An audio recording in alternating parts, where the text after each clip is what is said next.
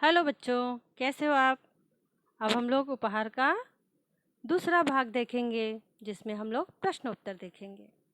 ठीक है, लेकिन प्रश्न उत्तर के पहले हम लोग आ जाते हैं मेरे चैनल्स को लाइक करें, सब्सक्राइब करें और शेयर अवश्य करें। ठीक है बच्चों, तो उपहार लेसन का दूसरा भाग देखते हैं। सबसे पहले हम शब्दार्थ देखते हैं। शब्दार्थ में सबसे पहला है रोशनी। रोशनी का अर्थ होता है प्रकाश। फिर है मखमली। मखमली का अर्थ होता है रेशमी। हैरान, चकित, दृष्टि, नजर, राहगीर, यात्री और तेज का अर्थ होता है प्रखर। तो अब हम चलते हैं सेकेंड, मुहावरे। मुहावरे और उसका अर्थ जानेंगे हम लोग। जिसमें पहला है आँख भर आना। उसका अर्थ होता है आँखों में आंसू आना या दुखी होना, या आप यूँ कह लीजिए रोना। दूसरा है आँख लगना। आँख लगने का अर्थ होता है बच्चों नींद आना। तीसरा है तय करना। तय करना, निश्चय करना। चौथा है चकित होना। चकित होना का मतलब होता है आश्चर्य करना। तो अब हम लोग आ जाते हैं प्रश्न पर और उसके उत्तर। तो प्रश्न नंबर 1 है, कोष्टक में से उचित शब्द चुनकर रिक्त स्थानों की पूर्ति कीजिए। तो कोष्टक में देखिए नीचे 3 शब्द दिए हुए हैं। पहला है आँखों, दूसरा है पुस्तक और तीसरा है दृष्टि। ये जो 3 शब्द दिए हैं, तीनों शब्दों को ये नीचे के जो रिक्त स्थान दिए हुए हैं बच्चों, वो रिक्त स्थान में सही जगह पर उसे लगाना है। तो चले हम लगाते हैं। पहला है गांव के पास डैश मेला लगा था। डैश की जगह क्या आएगा बच्चों? कौन सा मेला लगा था? पुस्तक मेला। Very good. अब दूसरा, अचानक उसकी डैश दूर पेड़ों के पीछे गई। दूर पेड़ों के पीछे क्या गई? दृष्टि। Very good. अचानक उसकी दृष्टि दूर पेड़ों के पीछे गई। तो तीसरा है परी का प्रश्न सुनकर ऋत्विक की किसमें? आँखों में। किसमें आंसू आ गए? आँखों में आंसू आ गए। ठीक है, नीचे मैंने उत्तर भी लिख के दिया बच्चों।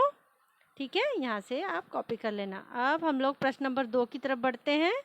प्रश्न नंबर 2 है, सही विधान के सामने सही का निशान लगाना है और गलत विधान के सामने गलत का चिन्ह लगाना है। ठीक है, मैंने उधर सामने चिन्ह लगा के दिया है आपको, तो आप ठीक से अपने नोटबुक में लिख लेना।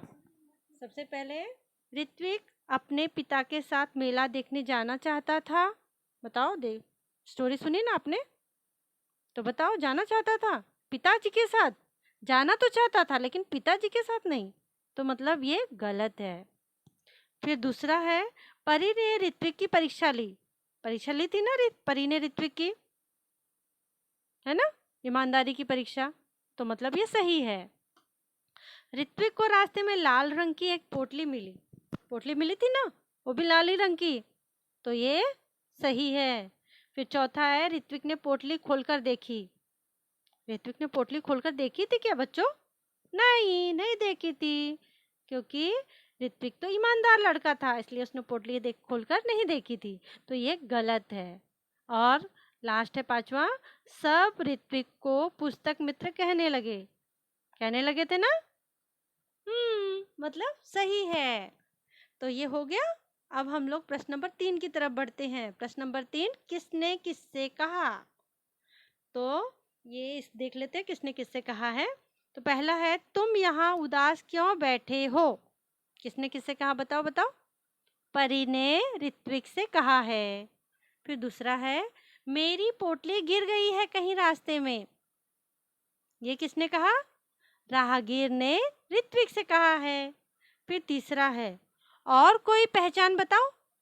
ये किसने किससे कहा? जल्दी बताओ, किसने कहा? हाँ, ऋत्विक ने राहगीर से कहा है। और फिर चौथा है, नन्ही नन्ही अब तो तुम ही मेरे साथी हो, मित्र हो। ये किसने किससे कहा? ऋत्विक ने पुस्तकों से कहा है। Very good. तो अब हम अगले प्रश्न की ओर बढ़ते हैं। प्रश्न नंबर 4 जो है एक एक वाक्य के प्रश्न और उसके उत्तर। तो निम्नलिखित प्रश्नों के उत्तर एक एक वाक्य में लिखिए। पहला है, ऋत्विक कहाँ जाना चाहता था? उत्तर, ऋत्विक अपने दोस्तों के साथ पुस्तक मेला जाना चाहता था। दूसरा, माँ ने क्या कहकर ऋत्विक को मेला देखने जाने से रोका?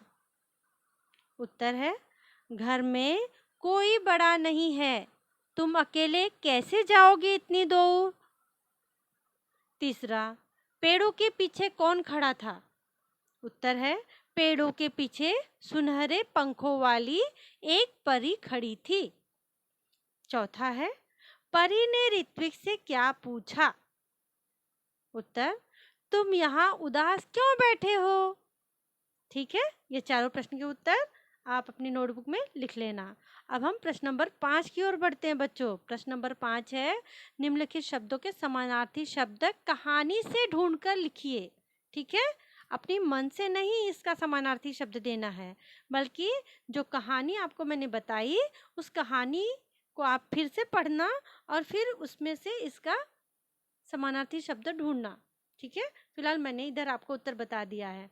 चलो देखते हैं। सखा का मित्र, वृक्ष पेड़, जननी माँ, नयन का समानार्थी होता है आँख और भगनी का समानार्थी होता है बहन। ठीक है, अब समानार्थी शब्द हमने जान लिया। अब हम विरुद्धार्थी शब्द की ओर बढ़ते हैं। प्रश्न नंबर 6, निम्नलिखित शब्दों के विरुद्धार्थी शब्द लिखिए। पहला है, जीवन मृत्यु, सुबह शाम, जागना सोना, दोस्त दुश्मन, दूर पास, बड़ा छोटा। तो अब हमने विरुद्धार्थी शब्द भी जान लिए। विरुद्धार्थी मतलब अपोजिट वर्ड्स तो जान लिए हमने। अब हम लोग आ जाते हैं विरुद्धार्थी हो गया, समानार्थी भी हो गया।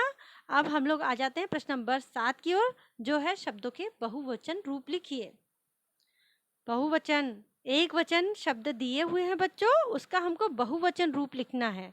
ठीक है, जैसे पोटली है तो पोटलियाँ, लड़का है तो लड़के, आँख आँखें, परीक्षा परीक्षाएं, पुस्तक पुस्तकें, परी परियां।